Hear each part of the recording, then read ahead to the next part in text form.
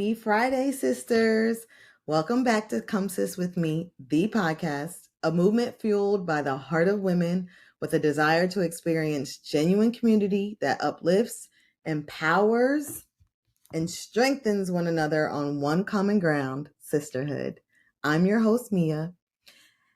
And you guys have been amazing with the feedback. You have given me some things to think about, really a lot to work with in terms of the things that I'm going to talk about. But last week there was an overwhelming response to me sharing about some things in my marriage and sisterhood and how it has helped me through 8 years of marriage and getting to this place in my life with other women and relationships with other women. And I mean, one of the biggest things that came out of last week was women telling me that they have no idea, or at least they thought they had an idea, and now they're questioning everything that they thought sisterhood was. Because what I have been sharing with you guys doesn't look and feel like what they have been experiencing in their own life. So I thought about I had a whole different thing planned for today, but I thought about what would be beneficial for us right now, knowing that I've shared kind of what Come Sis with me is and what I believe sisterhood is, but also getting to this point where I kind of want to pivot into things about me and, share some really vulnerable parts of my story. But I think I should do that. I think I should wait until I actually give you guys what I'm going to call today a pulse check on sisterhood. Because I realize that many of us have relationships in our lives that we've been conditioned to seem normal when they actually aren't, or maybe healthy even when they actually aren't, right? Now, I just want to preface this that I am not the authority. I'm just simply a messenger based on experience with sisterhood. So the things that I share with you about sisterhood and my personal experiences and things that have helped me grow in my relationships with other women and then even with myself, right, are based on my experiences and the wisdom that I have used to navigate those different areas. But I did come up with some questions that I think are going to be important to share with you today so that you can then pulse check your own relationships in your life, specifically the ones with other women and specifically the ones surrounding sisterhood. Okay, so this was a trigger for some of you, and I don't know why, but we're going to explore it. And we're going to talk about some things, right? So the first question that I want to kind of just shoot out to you guys is, what does true sisterhood look like for me? This is an important question to ask yourself because I know what true sisterhood looks like for me, but for you, it may be different. Right. And what I recognized in some of the responses that I was receiving from you guys is the comment that I made last week where I said my husband invited people who know how to show up for us the way that we need them to show up and not how I want them to show up. It sent some of you in a spiral. I got messages about asking me to explain what that meant because you have really good friends in your lives and you have girlfriends and women who are what you term your besties, but you're scared to tell them things, or you are not as vulnerable and transparent with them. And now let's go back a couple episodes where I said sisterhood and friendship is different, right? Sisterhood requires authenticity and vulnerability, and friendship requires transparency, right? And those things are different. Authenticity and transparency are different. So I'm not asking you to mix the two, but these women are saying that I actually have really great sisters that have turned into friends, but sometimes I can't tell them things because they want to show up for me the way they want to and not necessarily the way that I need them to. And so the question, what does true sisterhood look like for me, is going to be important for you, because if your sister doesn't know how to show up for you or doesn't know what you term sisterhood and they just show up the way that they believe is the best, right? It is going to create some sort of barrier between you and them and the level of vulnerability that you will possess in that relationship. Why? Because if they show up for you in a way that is critical and judgmental, or at least what you think or view or perceive as critical and judgmental, why would you want to tell them anything?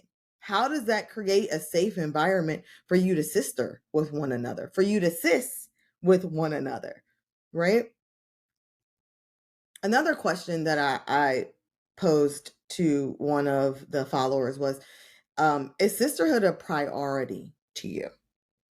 Because if it isn't, right, then how do you then expect, right, for you to receive certain rewards and benefits from a relationship that's not a priority, right? It's like expecting this big bonus from work for you doing absolutely nothing, right? Like you can't expect to be rewarded for things that you didn't actually put any effort into. So I ask you in this pulse check to review, what is the priority of sisterhood in your life?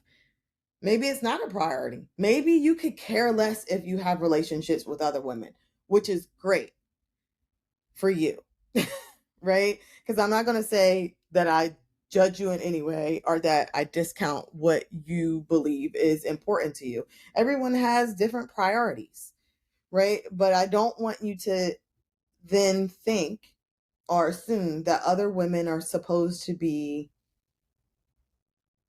safe for you if you're not willing to be safe for them, right? My other question was, how have my experiences with sisterhood shared or shaped? My bad. How have my experiences with sisterhood shaped what I believe about those potential relationships now? Why is this question important? Why do I ask this in the sisterhood pulse check? Because experiences shape what we believe about a thing. And then based on what we believe about that thing, we then behave out of that belief. It's called a belief expectation cycle.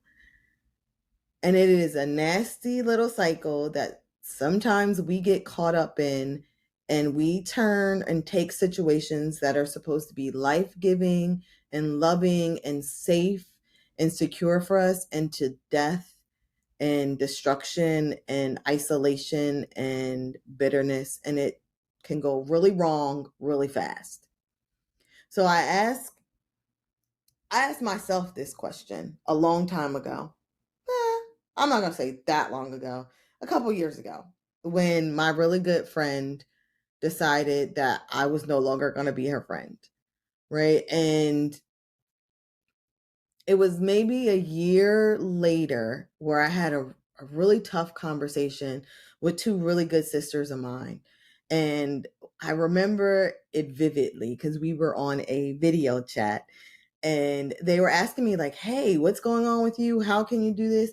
And I mean, the pulse check that we were doing with one another had nothing to do with what I wind up sharing. But what I wound up sharing was that they had hurt me in a way that I felt like I couldn't express to them.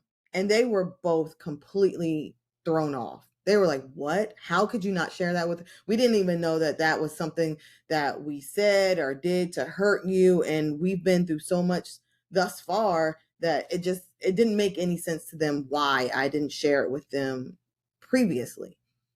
But then I recognized after that conversation and us having like some really healing, thought-provoking communication, that my experience the previous year had really left me hurt.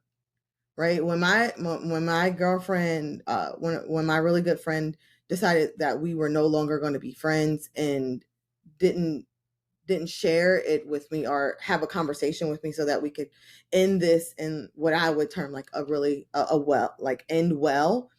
I carried that with me, and that experience kind of created this barrier so that I didn't even recognize. Honestly, I thought that I was doing sisterhood well, that I was, what I was walking through with other women was completely normal and healthy, right? Because I did not allow myself to actually feel what I was feeling and express what was hurting about that situation, in a vulnerable and in a authentic way, right? I thought I was just moving on, getting through it, going through the motions. And I didn't recognize that her way of ending that situation planted a seed in me that that I now laugh at because it's laughable, but that I needed to look or hold certain things in, because if I shared them, that it would be offensive to the women who I loved and cared for, and then they would not be able to move past that thing I shared into a healthy, loving, genuine relationship with me, which I now know is a lie, right? And I pray that is a lie, because everyone is different, right? But the important part of that is that if I never went back and reviewed that experience with that sister, with that friend, what I believed about that experience would still show up in my relationships going forward. So it's important that you ask yourself that question and that you really sit with it, right? So that those things that happened in your experiences before, negative and or positive, right, don't create this expectation that it will always happen in every relationship, in every experience, with women, with sisters, with friends, in your marriage, in your singleness, in ministry, in work, right? Don't allow your experiences to dictate your expectations. My last question is, what do I need to become a sister to other women? Right. And this kind of goes back to what I shared before about showing up how one needs versus how one wants, right? What you need to become a good sister to other women is to, one, tell your sisters what accountability looks like for you, right? Tell them what showing up for me actually looks like or feels like, or I think I already said looks like, feels like, sounds like. That's the other one, right? And how you become a better sister to other women is listening and asking those same questions. Hey, I know what accountability looks like for me. I know what showing up for me looks like, but what does it look like to you? Because in this equation, it's not just me, it's us.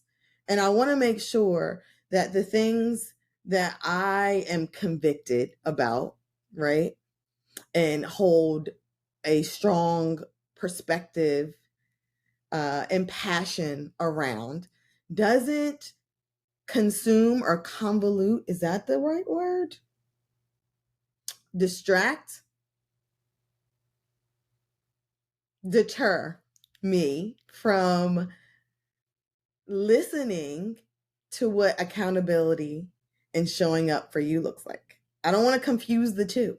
I want to make sure that I'm giving and giving so that this doesn't feel one-sided, so that we're both safe for each other. And even if I don't agree with some of the things that you would potentially choose for yourself, my job isn't to mother you, it's to sister you and to make sure that you're not alone, right? That loneliness doesn't consume you, and that safety is what you feel with me, even if I don't agree with your decisions.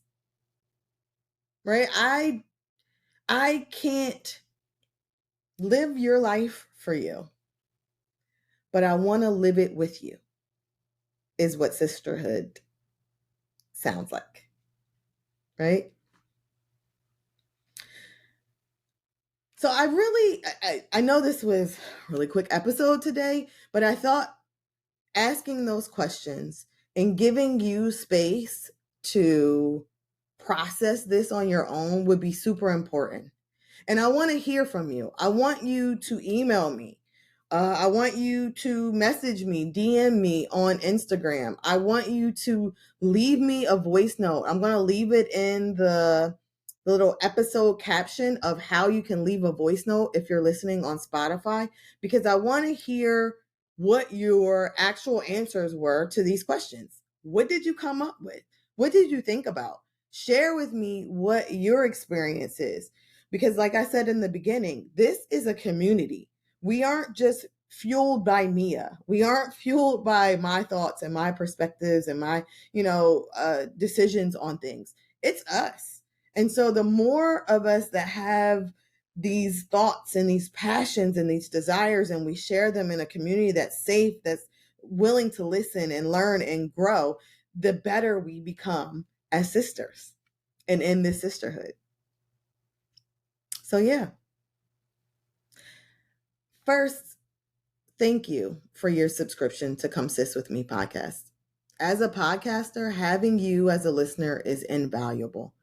And to continue producing the content that you enjoy, I am always eager to hear from you and to expose our podcast to new listeners. So this is where you can help us grow this community. Within the podcasting world, I recognize that ratings and reviews are critical. So I ask you to just take a few moments of your time to rate this podcast via iTunes, Spotify, or whichever platform you're using now. Just a couple simple steps can help more than you know. So that's it for this Friday, ladies. I'll catch you next week. Same place, same time. And if you don't already know, you got this, sis. Love you guys.